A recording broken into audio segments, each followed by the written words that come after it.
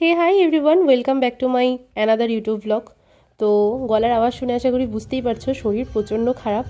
তো আর কিছু ব্যস্ততার জন্য ভ্লগ পোস্ট করতে পারিনি।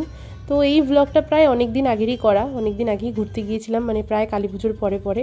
কিন্তু এতদিনে গিয়ে মনে হলো না এখন ভিডিওটা এডিট করে পোস্ট করা উচিত।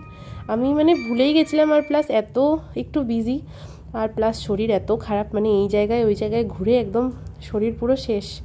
তো ওই দিন হঠাৎ করেই প্ল্যান হয়, তো আমরা একটু ঘুরতে গিয়েছিলাম আমার দুই দেওরের সাথে, মানে মেশোর সাথে ঘুরতে গিয়েছিলাম, আমার হাজব্যান্ডের মেশো। তো যেহেতু আমার দেওর কালী পুজোর ভ্লগে তোমরা দেখেছিলে, ও বাইরের একটা স্কুলে পড়ে, তো খুব একটা ছুটি পায় না, বোর্ডিং স্কুলে পড়ার জন্য। তো ওই সামার ভ্যাকেশন আর এই দুর্গাপুজোর সময় আর ওই ক্রিসমাসের টাইমটাতেও ছুটি পায়। তো এই দুর্গাপুজোর সময় এসে যেটুকু ছুটি ছিল, তো আর ঘুরতে যেতে তো পারেইনি চারিদিকে ঘোরাঘুরির জন্য। তো লাস্ট সময় এসছে, তো ওর জন্য ওই দিন ঘুরতে যাওয়া। আশা করি তোমরা রাস্তাটা দেখে বুঝতে পারছো আমরা কোথায় যাচ্ছি। তো আমরা লাটাগুড়ি পার করে, তো আমরা এই গরুমারা যে কি বলবো এটা, ও যাই হোক। তো ওই দিন আমরা কোথায় যাচ্ছিলাম না, কিছু ঠিক ছিল না, একদম কিচ্ছু ঠিক ছিল না। আমরা জাস্ট গাড়ি নিয়ে বেরিয়ে পড়েছি, আর মানে কোথায় যাব মানে এটার কোনো ঠিক নেই। একবার বলছে কোথায়, এ বলছে কোথায় যাব, ও বলছে কোথায় যাব। তো তোমরা ব্লগটা দেখতে থাকো, তোমরা দেখলেই বুঝতে পারবে আমরা কোথায় যাচ্ছি।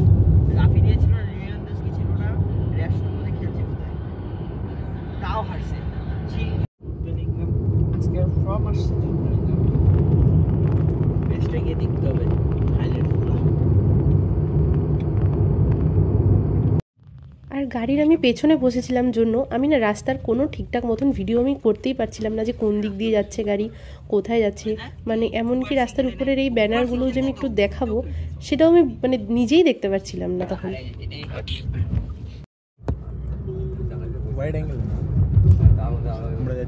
আমরাও যাচ্ছি, কই যাচ্ছি বল? জানি না, ঝাঙ্গলের এদিকে, ঝালংয়ের এদিকে যাচ্ছি।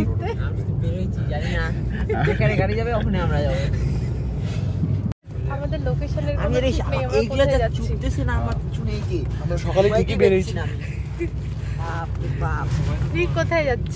আমি জানি না ভাই। গাড়ি কোথায় যাচ্ছে? গাড়ি যে রাস্তায় যাচ্ছে, আমরা রাস্তায় যাচ্ছি। রাত্রি হয়, দেখা যাক সত্যি কোথায় যাওয়া হয়। কি নিয়ে কথা? খাওয়া নিয়ে কথা। মাঝে মাঝে 2-4 দিন তো হতেই পারে, ভালোই হবে। 10টা-11টার মধ্যে 10টায় রাত্রি বেশি হয়। একটাই, সকালে বেরিয়েছি, জানি না কোথায় যাবো, গাড়ি চলছেই দেখা যাক কোথায় যাই। তাহলে তোমরা বুঝতে পারলে তোমরা কোথায় যাচ্ছি। কেউই জানে না ঠিক মতন যে আমরা কোথায় যাচ্ছি, মানে মানে মুড হয়েছে ঘুরতে যাব, বাস গাড়ি নিয়ে বেরিয়ে পড়েছি আমরা সবাই মিলে। কোথায় যাব কিচ্ছু ঠিক নেই। হাতিও মুডের উপর চলে, বুঝছিস তো।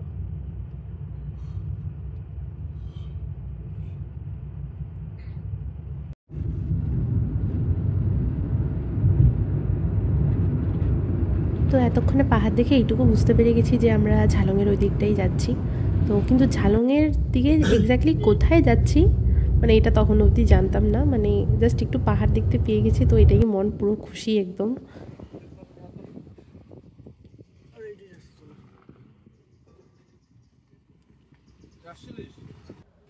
তো এই যে আমাদের ফাইনাল ডেস্টিনেশন, আমরা দলগাঁও ভিউ পয়েন্টে চলে এসেছি। তো এর আগেও আমি আর আমার হাজব্যান্ড দলগাঁও ভিউ পয়েন্ট একবার এসেছি বিয়ের পরে পরে, কিন্তু ওটার মিনি ব্লগটা এতটাই বড় যে ওটা ইউটিউব শর্টসে কোনো মতেই পোস্ট হচ্ছিল না, তো তাই আর কি ওটা দেখাতে পারিনি। তো ফাইনালি চলে আসছি দলগাঁও ভিউ পয়েন্টে। মানে এতক্ষণ কোথায় যাব করে কোনো জায়গা ঠিক করতে পারছিলাম না আমরা। তো পরে ফাইনালি ঠিক আছে, দলগাঁও আর কি ঝালং যাবে বলছে ওরা। তো আমরা এতক্ষণে পৌঁছলাম দলগাঁও ভিউ পয়েন্টে। আশা করি তোমরা অনেকে চেনো জায়গাটা।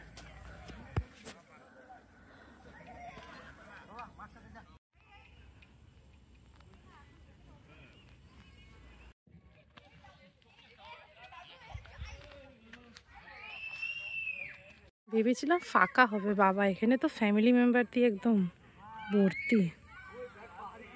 যাই হোক, ভালোই লাগলো, অনেকেই আছে, আর বাকিরা যে কোথায় গেল ভগবান জানে।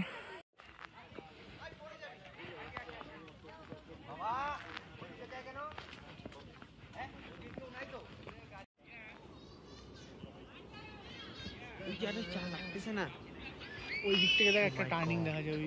ঝালং ব্রিজ দেখা যাচ্ছে দলগাঁও থেকে, কিন্তু আমাদেরও ঝালং যাওয়ার কথা, যাবো কিনা আদৌ জানি না।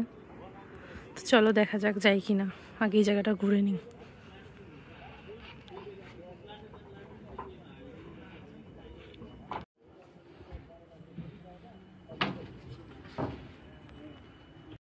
তো এখন ফটো তোলা হচ্ছে, তো মেশো রিককে ফটো তুলে দিচ্ছে এখন।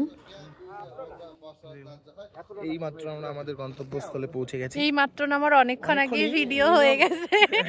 দেখতে পাচ্ছ এই যে সবাই এখানে। এত অস্থির হলে হয় নাকি? দাঁড়া না চুপচাপ।